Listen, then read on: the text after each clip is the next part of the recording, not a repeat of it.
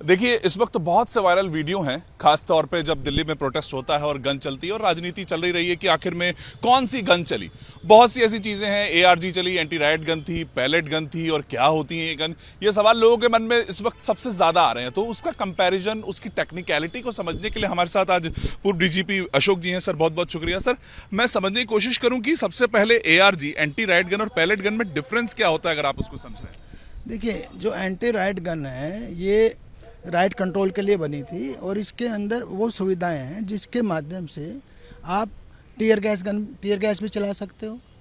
ठीक है, उसी के बोर की, ठीक है ना, 12 बोर की नॉर्मली होती है, उसी के बोर की प्लास्टिक बुलेट्स भी चला सकते हो और रबर बुलेट्स भी चला सकते हो। Plastic pellets, not plastic bullet, और रबर बुलेट्स।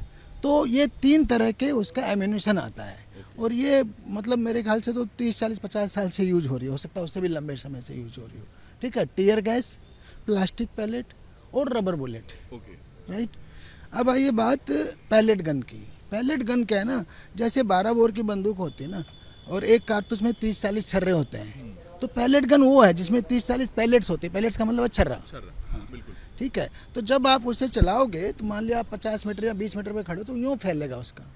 वो ब्रेक होके टूट रहे, हाँ, अलग अलग जा तो रही है। 4 नहीं 50 हिस्सों में या 30-40 हिस्सों में फैलेगी, जिससे कि वो एक बड़ी भीड़ को थोड़ा सा एक तो भीड़ को कैटर कर सके, दूसरा फैटल नहीं होगी ना। ओके, एक छोटा सा छर्रा है वो इतनी सी इंजरी करके रह जाएगा।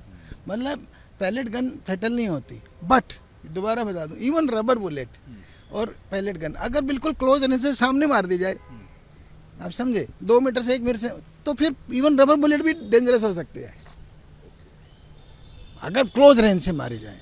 अगर डिस्टेंस के रेंज से मारा जाए तो पैलेट गन भी जो है वो सिर्फ इंजरी कॉज करेगी, वो छर्रा के रूप में आएगी। उस टेक्निकलिटी को समझे कि जो कहाँ पर उपयोग होना है उसका, ये भी एक सवाल उठे कि कहाँ यूज होती है, कहाँ नहीं होती है, टीयर गैस का क्या रूल होता है, उसका क्या होता है, कौन ऑर्डर देता है, वो टेक्निकलिटीज सर आपने तो इतना देखा है, तो किस तरीके से होती है? हमने सब यूज किए हैं।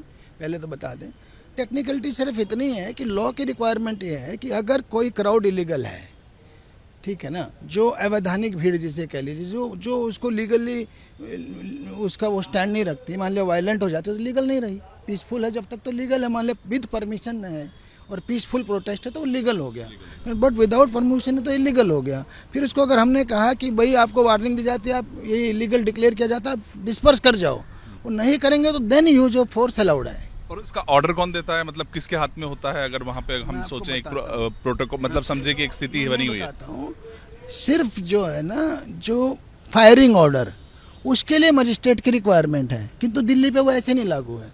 दिल्ली का जो कमिश्नरेट सिस्टम है उसमें मजिस्ट्रेट पावर कमिश्नर के पास है।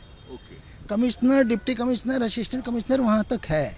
और इवन जहाँ पे कमिश्नरेट सिस्टम नहीं है और मान लिया मजिस्ट्रेट मौके पे उपस्थित नहीं है, वहाँ सीनियर मोस्ट पुलिस अधिकारी वो ऑर्डर दे सकता है, और ये सिर्फ फायरिंग पे है।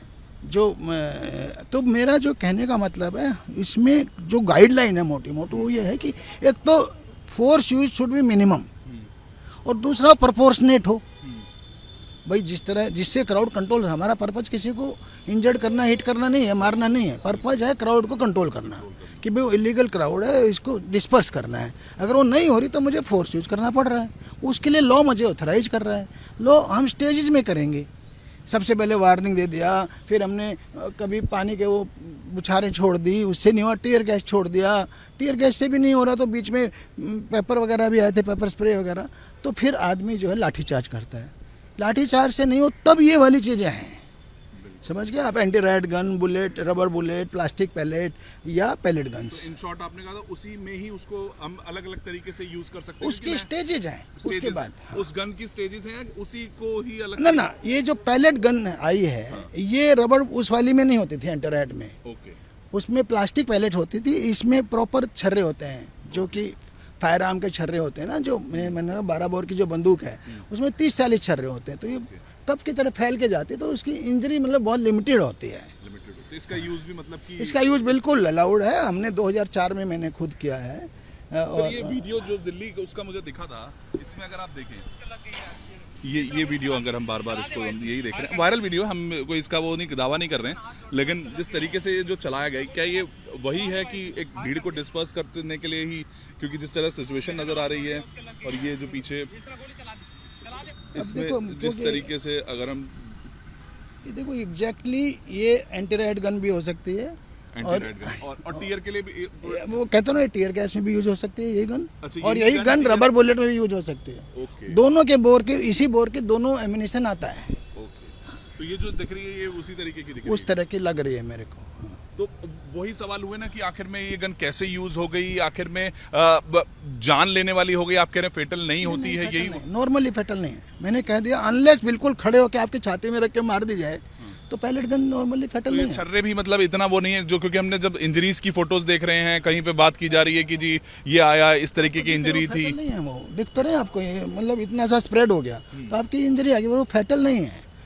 मैंने बोला अनलेस आपको क्लोज रेंज से मारा जाए, उसमें आप समझो ना, मान लिया मेरी इतनी बंद वो है गोली, ठीक है, इतने साइज की है और उसमें 30-40 छर्रे हैं। अगर वो आपको यहीं से सीधे मार दें तो कितना आपकी छाती में एकदम गए ना 30-40, तो आपके फेटल हो गया। हाथ पे हमें दिखा वो एक साथ खूब सारे लगे हुए थे, अगर जो हमने अब मैं आगे बताया, अब ये 30-40 आप मेरे से 30 मीटर 20 मीटर दूर खड़े हो तो ये क्या फैल के कौन बन जाएंगे हैं, और ऐसे इतने उसमें फैलेंगे तो एक इतनी रेंज में आपके 3-4 छर्रे लग गए। तो वो इतना छोटा साइज और इतने डिस्टेंस से वो बिल्कुल भी फेटल नहीं है। इंजरी करेगा, थोड़ा सा ब्लीडिंग होगा, दैट्स ऑल। तो आपको बता दूं ये कश्मीर में भी खूब यूज हुआ है। हाँ, और ये फेटल नहीं है unless fired from a very close range. बहुत पास से मारा जाए तभी। बहुत बहुत शुक्रिया सर। तो देखिए वही बहुत सी ऐसी चीज़ें हैं, ये वो टेक्निकलिटीज़ हैं जो यहाँ पर हमें विक्रम जी यहाँ पर समझाते हुए अशोक जी, और इस वक्त वही चीज़ें हैं कि जो भी सवाल इस वक्त लोगों के मन में आ रहे हैं उसके उन सवालों के जवाब हम अपने रिपोर्ट्स के जरिए आपको देते रहे। Varun Bhasin, ABP news.